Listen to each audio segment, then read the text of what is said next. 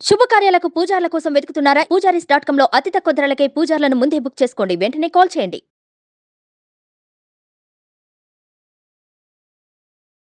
నమస్తే, welcome to Suman TV. నేను మీ యామ్ని. ప్రస్తుతం మనతో ఉన్నారు ప్రముఖ ఆధ్యాత్మికవేత్త, ఉభయ వేదాంత శ్రీమాన్ డాక్టర్ ఓలేటి రవికుమార్ ఆచార్య గారు ఉన్నారు. వారితో మాట్లాడదాం. నమస్కారం గురుగారు. నమస్కారం గురుగారు, ఇప్పుడు మనకి వైకుంఠ ఏకాదశి వస్తుంది కదండి. ఆ రోజే అంటే విష్ణుమూర్తిని ఉత్తర ద్వార దర్శనం చేసుకుంటూ ఉంటారు. అసలు ఆ రోజే ఎందుకు చేసుకోవాలి? అసలు విశిష్టత ఏంటండి ఆ రోజు? ముందు మనం వైకుంఠ ఏకాదశి అనే రెండు పదాలు ఉన్నాయి కదా, వాటి యొక్క అర్థాన్ని తెలుసుకుందాం. కుంఠము అంటే నశించే స్వభావం కలది అని అర్థం. వికుంఠం అదే వైకుంఠం, నశింపనిది అని అర్థం. మనకు రెండు లోకాలు ఉన్నాయి. ఒకటి నిత్య విభూతి, రెండవది లీలా విభూతి. నిత్య విభూతి అంటే ఎప్పుడు ఉండేది అని అర్థం. లీలా విభూతి అంటే కొంతకాలం ఉండి తర్వాత మళ్ళీ పరమాత్మలోకే వెళ్ళి మళ్ళీ అవసరం వచ్చినప్పుడు వచ్చేది అని అర్థం. పరమాత్మ ఉండే స్థానం పరమపదం, దానికే వైకుంఠం అని పేరు. ఇకపోతే ఏకాదశి, ఏకాదశిని హరివాసరము, శ్రీ మహావిష్ణువుకు ప్రీతికరమైనటువంటి ఒక వాసరము అని చెప్తారు. ఏకాదశి అనేది 11 సంఖ్యను చూపిస్తుంది. అంటే 5 కర్మేంద్రియాలు, 5 జ్ఞానేంద్రియాలు, సెన్సరీ ఆర్గాన్స్ అంటాం. అలాగే కర్మేంద్రియాలు, చేతులు, కాళ్ళు, పాయు, ఉపస్థ, ఇవన్నీ కూడా. సో వీటితోని ఈ 5, 5, 10, మనస్సు ఒకటి 11. ఈ 11టిని వేరే వేరే వాటి వైపు వెళ్లకుండా పరమాత్మ వైపే కేంద్రీకరించి, అంటే కాన్సన్ట్రేట్ చేసి భగవద్ధ్యానంలో ఉండటము, అదే ఏకాదశి. దానికే ఉపవాసము ఉండుట అని అంటారు. ఉపవాసం ఉండుట అంటే ఏమిటి అంటే, ఒక ఏకాదశికి చేసినటువంటి టిఫిన్ ఇంకొక ఏకాదశికి రిపీట్ కాకుండా, అంటే ఒకసారి ఉప్మా చేస్తే ఇంకోసారి దోశ రిపీట్ కాకుండా చేయాలి, అది కాదు అర్థం ఇక్కడ. ఉపవాసము అంటే ఉప అంటే దగ్గరగా అని అర్థం, వాసము అంటే ఉండుట అని అర్థం అనమాట. అంటే పరమాత్మకి దగ్గరగా ఉండుట. పరమాత్మకి దగ్గరగా ఉండాలంటే ఈ ఇంద్రియాలన్నీ వాటి వాటి పనులు చేస్తూ బిజీగా ఉంటాయి. ఏదో చూడాలనుకుంటుంది కన్ను, ఏదో వినాలనుకుంటుంది, ఏదో తినాలనుకుంటుంది. వీటన్నిటినీ కాస్త నియంత్రించి ఈ 11టిని పరమాత్మనే ధ్యానించు, కేంద్రీకృతం చేయి. తద్వారా పరమాత్మని పొందగలుగుతావు.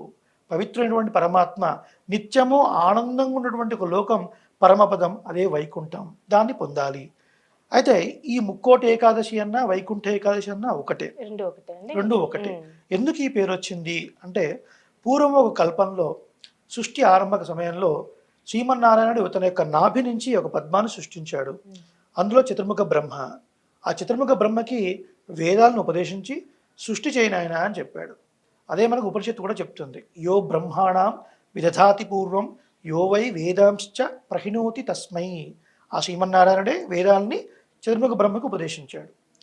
ఆ సమయంలో బ్రహ్మ కొంచెం ఏమరపాటుగా ఉండటం వల్ల తను తెలుసుకున్న నాలెడ్జ్ని పోగొట్టుకోవడం జరిగింది. ఆ సమయంలో శ్రీమన్నారాయణ నుంచే ఉద్భవించినటువంటి మధు, కైటబులు అనే 2 రాక్షసులు బ్రహ్మగారి దగ్గర నుంచి ఆ వేదాన్ని తీసుకుని వెళుతారు. అంటే నాలెడ్జ్ అనమాట, ఒక నాలెడ్జ్ రూపంలో ఉన్న దాన్ని వాళ్ళు తీసుకుని వెళుతారు.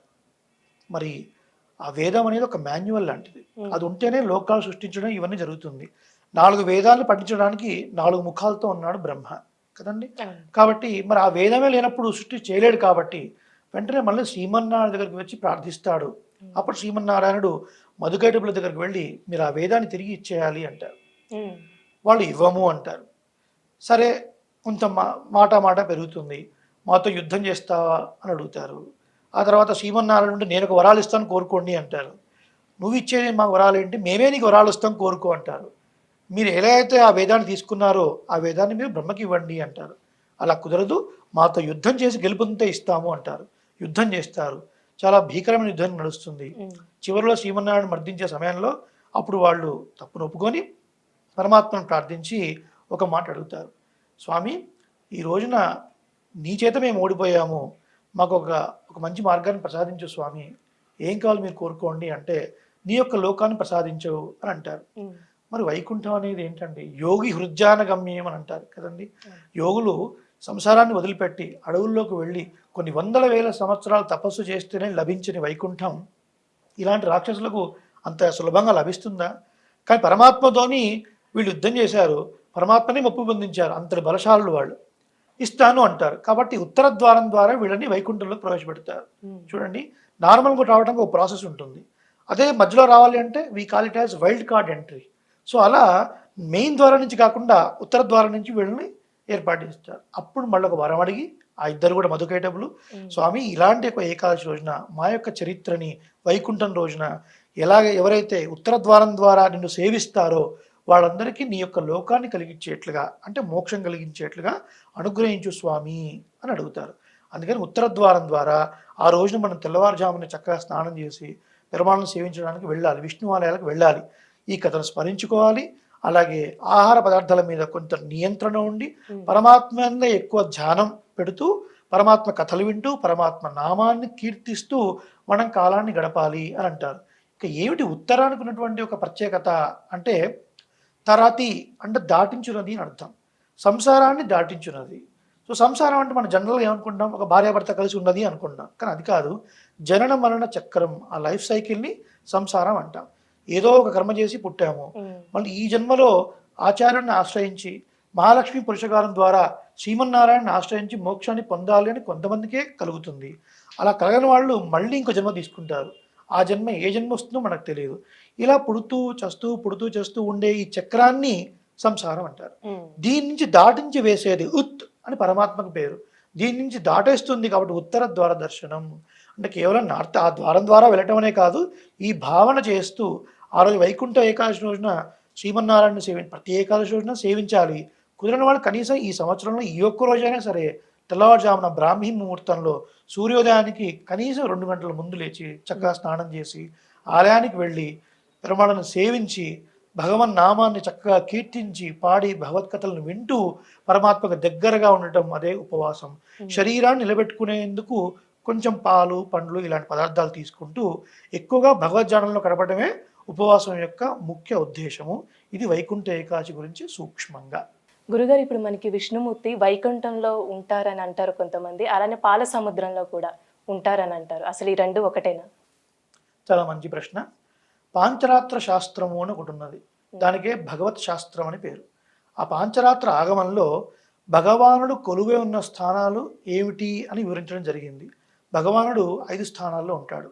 దాన్నే పర, వ్యూహ, విభవ, అంతర్యామి, అర్చ అని అంటారు. పర అంటే వైకుంఠంలో ఉండే స్వామి.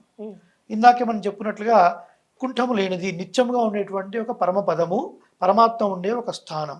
అక్కడ ఎవరుంటారండి అంటే నిత్యులు అక్కడ ఉంటారు. అనంతుడు, గరుడు, విశ్వక్సేనుడు, శ్రీ భూనీలాదేవి సమేతంగా శ్రీమన్నారాయణుడు చక్కగా వేంచేసి ఉంటాడు. అలాగే ఈ సంసారంలో ఉండి కొంతకాలం కష్టపడి తర్వాత పరమాత్మ గురించి తెలుసుకొని శరణాగతి చేసి మోక్షాన్ని పొందినటువంటి ముక్త జీవులు కూడా పరమపదంలో ఉంటారు. ఇది పరమపదం. ఇక్కడికి బ్రహ్మరుద్రాదులకు కూడా ప్రవేశం లేదు. రెండవ స్థానం పరమాత్మ కొద్దిగా కిందికి దిగి పాలకడలిలో ఉన్నాడు. పాల సముద్రం, తనకి వ్యూహమూర్తి అంటారు. వాసుదేవ, పర్జుమ్న, అనిరుద్ధ, సంకర్షణ ఇలా 4 రూపాల్లో ఉంటాడు. వ్యూహం అంటే ఏంటి?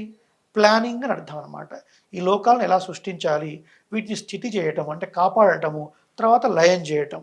మనకు ఈ 3 కార్యక్రమాలు ముగ్గురు చేస్తున్నట్టుగా కనిపించిన బ్రహ్మ, విష్ణు, మహేశ్వరులు చేస్తున్నట్టుగా కనిపించిన చేసేది ఒక్కడే. ఆ శ్రీమన్నారాయణ అందరి లోపల అంతర్యామిగా ఉండి ఇవన్నీ చేయిస్తున్నాడు. సో ప్లానింగ్ అంటే అది వ్యూహమూర్తి అని అంటారు. అక్కడి నుంచే మనకి అవతారాలు కూడా వస్తూ ఉన్నాయి. విభవము అంటే పరమాత్మ యొక్క వైభవాన్ని తెలిపే విభవం. అంటే ఆయా యుగాల్లో భక్తులను రక్షించడం కోసం, అదే మన శిష్ట రక్షణ అంటాము, దుష్ట శిక్షణ అంటాం. సో దుర్మార్గులను శిక్షించడానికి, భక్తులను రక్షించడానికి పరమాత్మ ఒక్కొక్క యుగంలో అవతారాలు ఎత్తుతూ ఉంటాడు. ఎలాంటి అవతారాలు? రామకృష్ణాది అవతారాలు. ఇవన్నీ కూడా విభవము అని అంటారు. ఆ తర్వాత అంతర్యామి, పరమాత్మ ప్రతి అందరిలోనూ అంతర్యామిగా ఉన్నాడు. అందుకే అంతర్యామి అని అంటారు. మనకు తెలియదు, మనకి పాంచభౌతిక దేహం మాత్రమే కనిపిస్తుంది, పంచభూతాలతో ఏర్పడ్డ దేహము. దీని లోపల ఉదయాంతరంలో సూక్ష్మంగా జీవాత్మ ఉంది. ఆ జీవాత్మకు లోపల అనుప్రవేశం చేసి శ్రీమన్నారాయణుడు అంతర్యామిగా ఉన్నాడు. ఇది మనం చూడడానికి కుదరదు. ఇప్పుడు 4 చెప్పుకున్నాం మనం: పర, వ్యూహ, విభవ, అంతర్యామి. వైకుంఠం వెళ్ళాలంటే శరీరంతో వెళ్ళలేము, పాలకడలి వెళ్ళలేము. రామకృష్ణాది అవతారాలు గడిచిపోయాయి. త్రేతాయుగంలో శ్రీరామ అవతారం, ద్వాపర యుగంలో శ్రీకృష్ణ అవతారం గడిచిపోయాయి, చూడలేము. అంతర్యామి మన ముందున్నేమో తెలియదు, మనకి మన వెనకాల ఏం జరుగుతుందో తెలియదు. ఇంకా లోపలున్న జీవాత్మని పరమాత్మని సేవించలేము. చివరిగా మిగిలింది అర్చ. అర్చ అంటే ప్రతిమ, ఫోటో అని అర్థం అనమాట. విగ్రహ రూపంలో పరమాత్మ దేవాలయాల్లో, దివ్యదేశాల్లో ఇళ్లల్లో కొలువై ఉన్నాడు. కాబట్టి ఇది అర్చావతారం. ఉమ్, ఇన్ని రూపాల్లో పరమాత్మ ఉన్నాడు. మరి ఒక సందేహం ఏమొస్తుంది అంటే, వైకుంఠంలో ఉన్న పరమాత్మకి ఎన్ని శక్తులు ఉన్నాయో, ఇలా మన ఇంట్లో ఉన్న ఫోటోలో ఉన్న పరమాత్మకి, దేవాలయాల్లో ఉన్న శిలా విగ్రహంలో ఉన్న పరమాత్మకి అన్ని గుణాలు ఉన్నాయా అంటే, అన్ని గుణాలు ఉన్నాయి అని పాంచరాత్రాగమం చెప్తుంది. మనం సేవించడానికి, మనం ఆరాధించడానికి వీలుగా ఉండేటువంటిగా పరమాత్మ సులభుడై ప్రతి అందరికీ అందరి పూజలు సేవలు అందుకోవడం కోసం మన ఇళ్లలోనూ వేంచేస్తున్నాడు, దేవాలయంలోనూ వేంచేస్తున్నాడు. ఇలా ఆగమశాస్త్రం పరవ్యూహ విభవ అంతర్యామి అర్చారూపంలో ఉంటాడు అని తెలుపబడింది. మనకు పరలో ఎవరుంటారో చెప్పుకున్నాం. వ్యూహమూర్తి పాలసముద్రంలో ఉన్న పరమాత్మని బ్రహ్మరుద్రాదులు మాత్రం సేవించగలరు. మనలాంటి వాళ్ళు చూడలేము. విభవావతారాన్ని మనం చూడలేము, అంతర్యామిని చూడలేము. కాబట్టి అర్చావతారాన్ని చూస్తాం. కాబట్టి ప్రతి ఒక్కరం విధిగా ఇంట్లో పూజ కార్యక్రమాలు చేసుకోవాలి. దేవాలయానికి కూడా వెళ్ళి మనం పరమాత్మను సేవించాలి. తద్వారానే సనాతన ధర్మం కాపాడబడుతుంది. చాలా చక్కగా తెలియజేశారు గురుగారు. ధన్యవాదాలు. అనేక మంగళాశాసనం.